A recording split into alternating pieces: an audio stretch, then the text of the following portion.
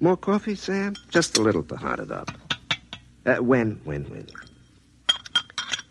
Now, look, if somebody drove over to Rappahannock past Dunsville and telephoned back that there was a brush fire at Dunsville, I wouldn't be surprised to get to Dunsville and find a brush fire there. So, if somebody phones back from next Tuesday that Mr. Broadus has broke his leg next Tuesday, why should I be surprised to get to next Tuesday and find out he'd done it? More coffee, Sam? No, thanks. I couldn't touch another drop. You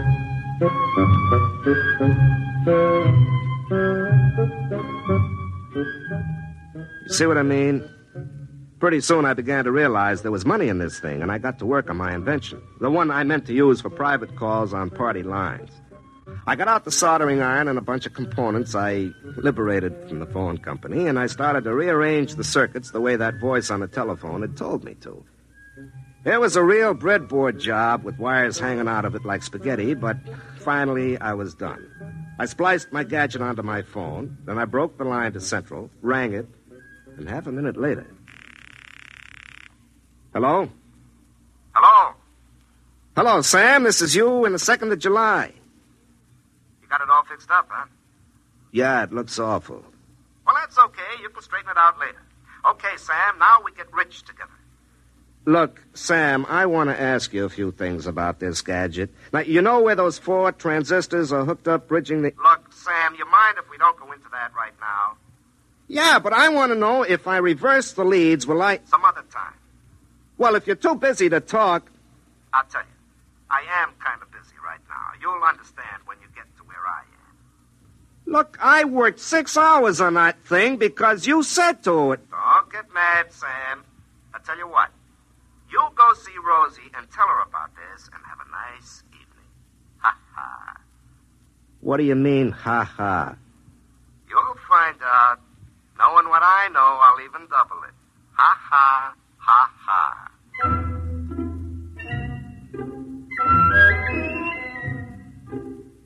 I went over to Rosie's house. Her old man was watching Diana Dors on the television, and her mother was watching her old man, so I took Rosie by the hand and led her out onto the porch.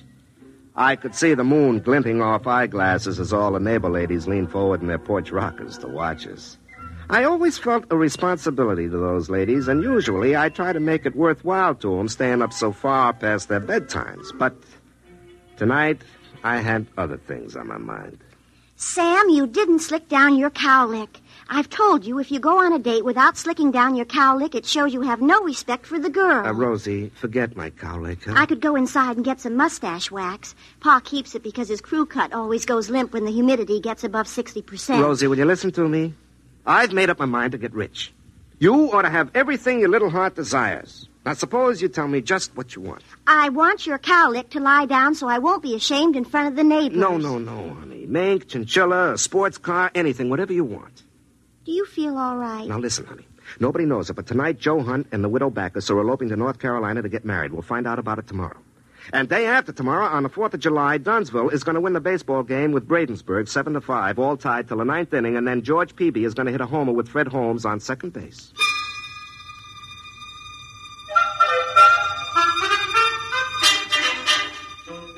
There was a brief silence, interrupted only by the sound of Pa's rocker going over as he tried to get a better angle on Diana Dors. I don't know how many times I've explained to him you can't improve on the view on a 2-dimensional TV screen by craning your neck.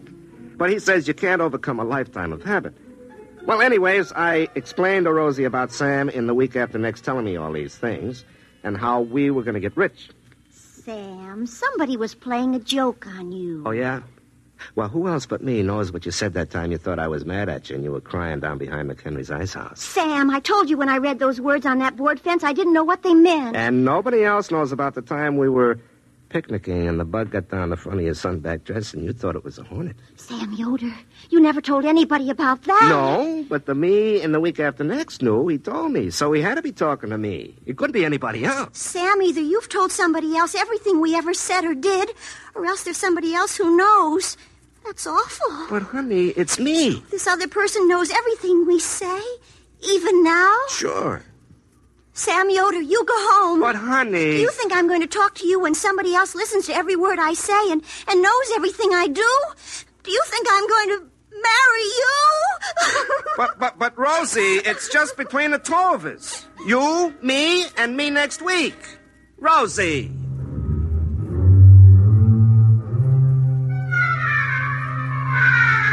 I stayed around till her father came out and asked me to go home so Rosie could finish crying and he could watch Hell's Angels on the Late Show in peace. On the way back to my house, I got madder and madder. Sam, in the week after next, could have warned me about this, the louse. Well, I plugged in my gadget and rang, but I guess there was nobody home on July 12th because there wasn't any answer. And there wasn't any that night when I got home from work either. So I went around to see Rosie. The only reason I'm talking to you, Sam Yoder, is that Pa's inside sneering at Dorothy Kilgallen on What's My Line, and I don't think it's polite. You still mad at me? I never was mad at you. I'm mad at whoever was talking to you on the phone and knows all our private secrets. And I'm mad at you if you told him. But, honey, I didn't have to tell him. He's me. All he has to do is just remember. I tried to call him again last night and this morning, but he doesn't answer. Maybe he's gone off somewhere. Do you think it's polite to sneer at Dorothy Kilgallen? She knows so many important people by their first names, lots of them even for short. You think maybe it's all an illusion?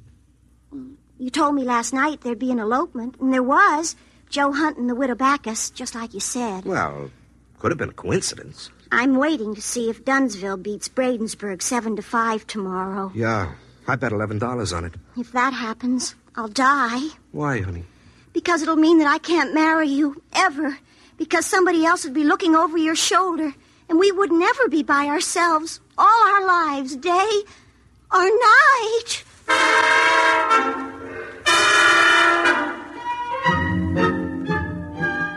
The next day in the big 4th of July ball game, it was tied in the ninth. Then George Peavy hit a homer with Fred Holmes on second base, and Dunsville beat Bradensburg 7-5.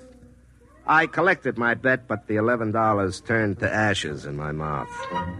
I didn't go over to Rosie's that night. I stayed home and kept trying to call myself up on that gadget that I told myself how to fix up.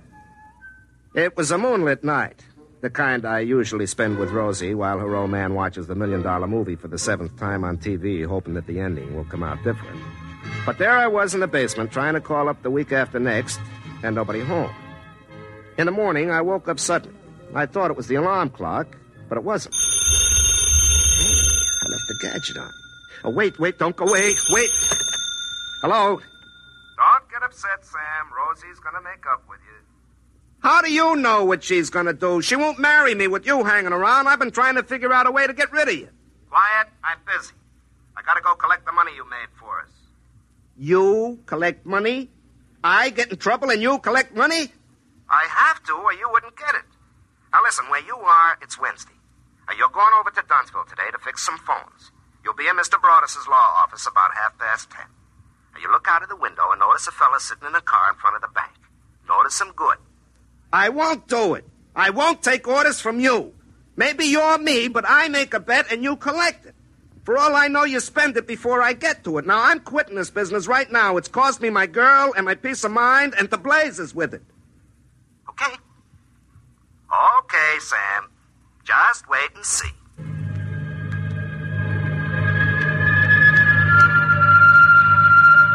The trouble with a story like this when you tell it is there isn't any suspense, like one of those old movies where a gypsy fortune teller tells George Raft he's going to be head gangster and fall in love and finally get shot by his best friend, played by Ralph Bellamy. And then the rest of the picture just goes like a local commuter train following a schedule. Well, sure enough, I was ordered over to Dunsville to fix the phones in Mr. Broadus' office. Well, at 10:30, I happened to look out of the window, and there, sitting in a car with the motor running, was a reddish-haired man. Then suddenly 2 other men come running out of the bank carrying bags. Mr. Harrison, the guard, is shooting at them. And they're shooting back. And the car takes off like a big bird and shoots out of town. And Fred Hale comes tearing after him in the squad car right down Olympia Street. Unfortunately, Mrs. Monroe was turning left into the supermarket parking lot. She happened to be coming from the far right lane.